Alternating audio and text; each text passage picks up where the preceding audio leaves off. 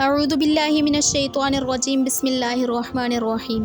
انسانوں کی تخلیق سے پہلے فرشتوں اور جنوں کی تخلیق بھی ہو چکی تھی۔ فرشتے اللہ تعالیٰ کی وہ مخلوق ہیں جن کا اصل ٹھکانہ آسمان ہے اور وہ زمین والوں کے لیے استغفار کرتے ہیں۔ فرشتوں کو اللہ نے نور سے پیدا کیا جبکہ جنوں کی پیدائش آگ سے کی گئی اور انسان کی تخلیق مٹی سے کی گئی۔ ابلیس نامی شیطان فرشتوں میں سے نہیں بلکہ جنوں میں سے تھا اور ابلیس کا اصل نام عزازیل تھا۔ کچھ روایات سے پتہ چلتا ہے کہ آدم علیہ السلام کی تخلیق کے 2000 سال قبل زمین میں جنات پیدا کیے گئے اور جب ان میں فتنہ اور فساد حد سے زیادہ بڑھ گیا تو اللہ تعالیٰ نے فرشتوں کی ایک جماعت ان کی طرف بھیجی جنہوں نے اللہ کے حکم سے جنوں کو نیست و نابود کر دیا۔ جنوں کے پاس سمندروں کے جزیروں میں چھپنے کے علاوہ جگہ نہ تھی اور آج بھی ان کا ٹھکانہ یہی جزیرے ہیں۔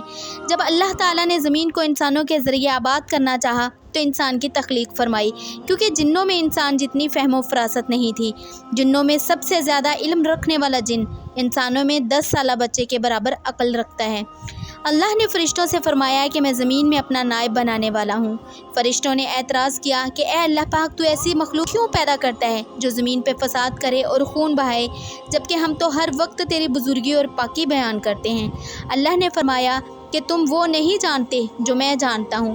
فرشتوں کے اس اعتراض کے پیچھے 2 وجوہات تھیں۔ پہلی وجہ کہ کیا یہ مخلوق بھی جنوں کی طرح فساد و فتنہ برپا کرے گی، دوسری وجہ کہ کیا ہم سے تیری عبادت میں کوئی کوتاہی یا کمی ہوئی ہے، جبکہ اللہ پاک نے قرآن پاک میں اس بات کو یوں فرمایا، وَإِذْ قَالَ رَبُّكُمْ إِنِّي جَاعِلٌ فِي الْأَرْضِ خَلِيفَةً۔ اللہ پاک نے فرمایا کہ میں زمین میں اپنا خلیفہ مقرر کرنے والا ہوں۔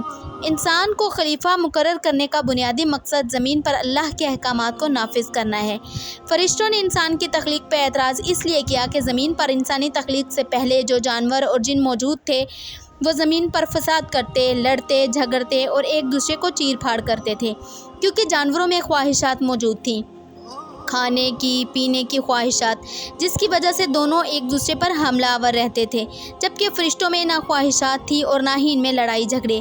خواہشات کی بنیاد پر جانور اگر اتنا فتنہ اور تباہی مچاتے ہیں جبکہ ان میں عقل نہیں ہے، تو انسان جو کہ عقل اور خواہش دونوں رکھتا ہوگا وہ کتنا فتنہ اور فساد برپا کرے گا۔ فرشتوں نے اندازہ لگا لیا تھا کہ اللہ پاک جسے اپنا نائب اور خلیفہ بنانے والا ہوگا وہ بہت ذہین مخلوق ہوگی جو خواہشات کو پورا کرنے کے لیے جانوروں سے بھی زیادہ زمین پر تباہی پھیلائے گا۔ اس لیے فرشتوں نے پوچھا کہ اے اللہ، تو زمین پر فساد مچانا چاہ رہا ہے؟ اور دوسری وجہ یہ کہ ہم تو ہر وقت تیری عبادت اور بزرگی میں مصروف رہتے ہیں، وَنَحْنُ نُسَبِّحُ بِحَمْدِكَ، ہم تو تیری تسبیح میں کمی نہیں کر رہے، تو کیوں عبادت کے لیے کسی اور مخلوق کو پیدا کرتا ہے؟ تو اللہ نے جواب میں فرمایا کہ میں وہ جانتا ہوں جو تم نہیں جانتے۔ انسان میں کچھ ایسی خصوصیات ہوں گی جو تم میں نہیں ہیں۔ اللہ نے فرشتوں کو اس وقت مزید ڈیٹیل نہیں بتائی کیونکہ شاید اس وقت ان کو اس بات کی سمجھ نہ آتی، تو اللہ نے پریکٹیکلی جب آدم علیہ السلام کو بنایا تو اس کو علم عطا کیا، تمام چیزوں کے نام اور ان کی خاصیت، وَعَلَّمَ آدَمَ الْأَسْمَاءَ كُلَّهَا، تمام چیزوں کے نام اور ان کی خاصیت آدم علیہ السلام کو بتائی۔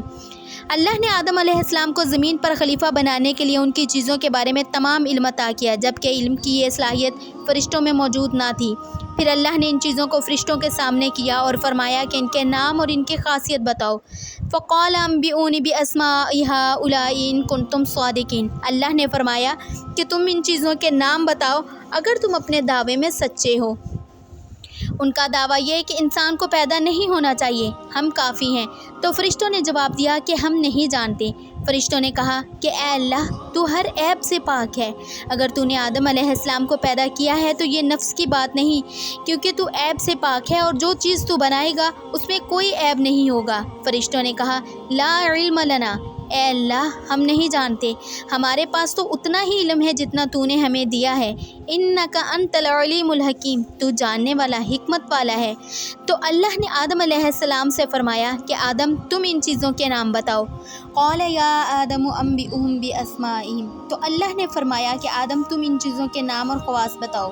تو آدم علیہ السلام نے اللہ کے حکم اور اللہ کے دیے ہوئے علم سے تمام اشیاء کے نام اور ان کے خواص بتا دیے۔